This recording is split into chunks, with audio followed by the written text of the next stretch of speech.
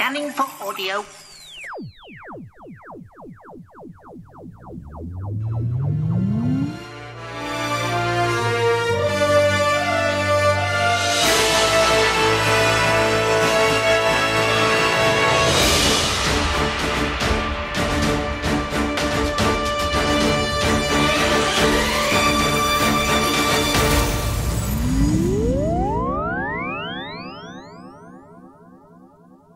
Welcome to yet another Tin Dog podcast. This time talking about the latest unit release. This release consists of 3 individual stories over 4 discs. First story, Sleep of Death, then Tempest, then The Power of River Song, parts 1 and 2. Story number 1, The Sleep of Death. Here's the synopsis. Unit Incursions. Synopsis. Threats from our planet come in many forms. Some are alien, some lay dormant in Earth, and occasionally danger arrives with a big gun and fantastic hair. Whatever the threat, whatever the enemy, Unit is ready to defend the world. 8.1 The Sleep of Death by Jonathan Morris. Abbey Marston. Unit's dark secret. A place where the laws of space and time, life and death can be suspended, where remembering the departed has consequences. When Unit faces a threat from a dead man, Kate has no choice but to return to Abbey Marston once more to disturb the sleep of death, but the static are waiting. A sequel to the static story is marvellous, but it does mess with the whole afterlife policy on Who, because the creatures here, the people here, let's call them people, are brought from the brink, the moment of death.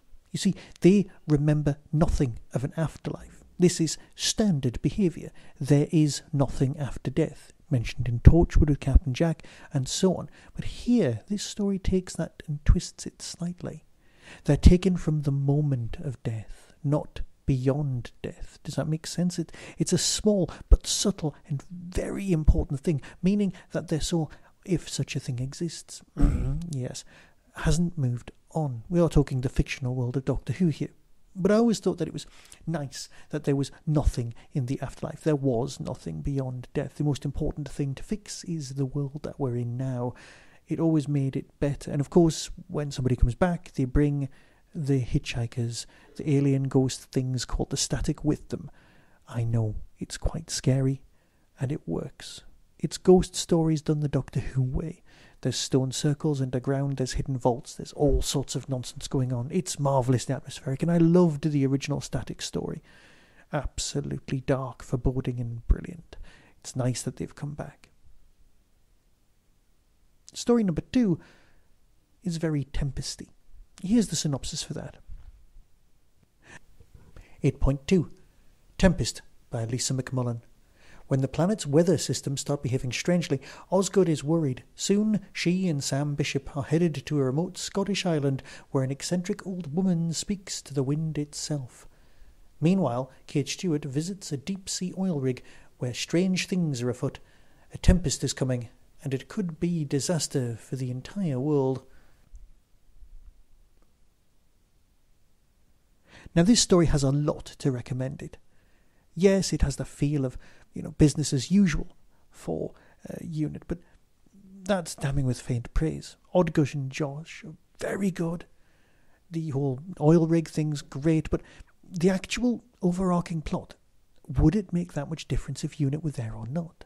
I suppose it would in many respects, but it's interesting to see them at their everyday work. But that, in a sense, is what it's for.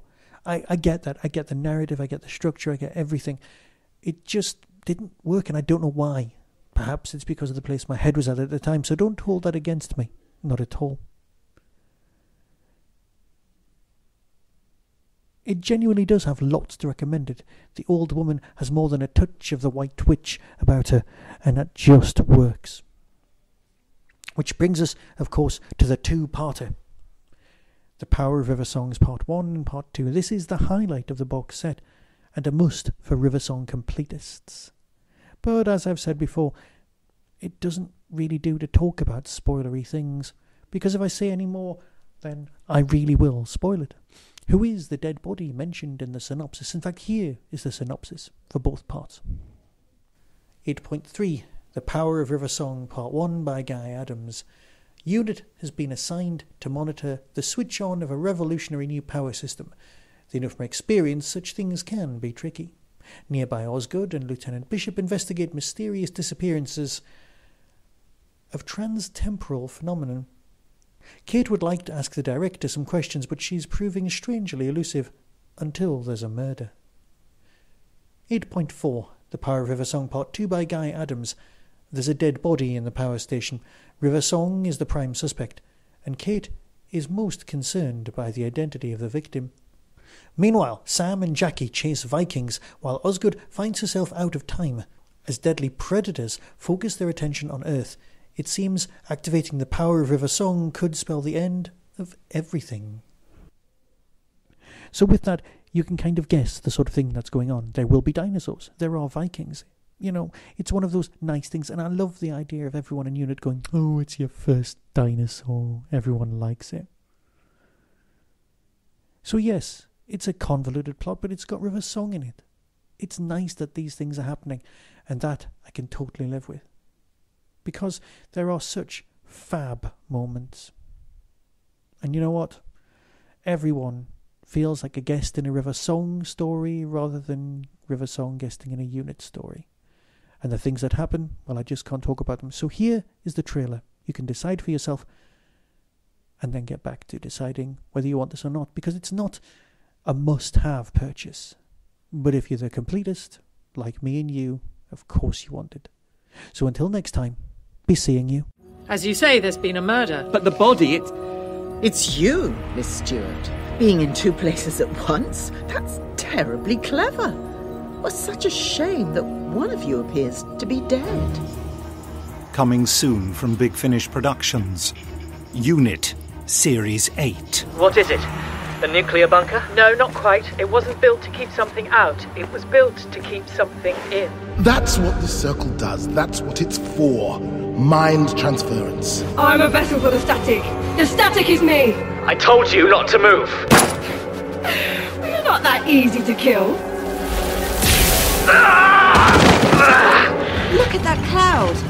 right, look for things, yep, seen it before. It's a hand. Sam, that cloud is a giant hand. Look out!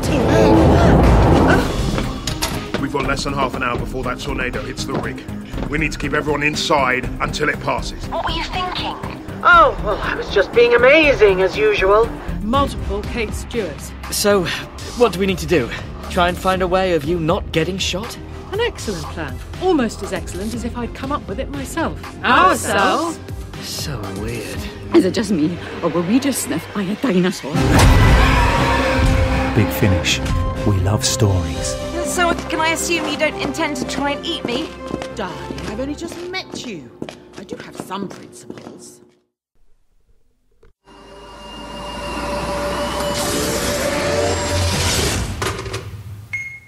On Saturday the 30th of August 2019, the return of Hooverville. Guests announced so far: Ingrid Oliver, Osgood; Sophia Miles, Madame Pompadour; Nabil Shaban, Syl; Christopher Ryan, Lord Kiv; and General Stahl in the Sontarn Stratagem; Edward Russell, formerly Doctor Who brand manager; Rob Ritchie, 3D animator on the Macroterra; Keith Barnfather from Real Time Pictures; Chris Chapman, Doctor Who VAM producer; James Burgess, model maker on Mission to the Unknown remake.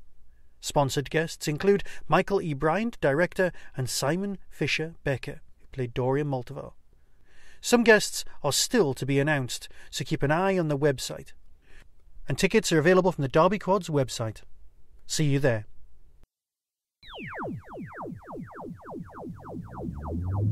That was the Doctor Who Tin Dog Podcast, available on iTunes, YouTube, Twitter, RSS, Vimeo, and across the internet. Doctor Who and its associated properties are all copyright and trademark of the BBC. No infringement is intended. Why not become a supporter by visiting patreon.com/tindog. Contact the show on tin-dog@hotmail.co.uk. The Tin Dog Podcast is a founder member of the Doctor Who Podcast Alliance.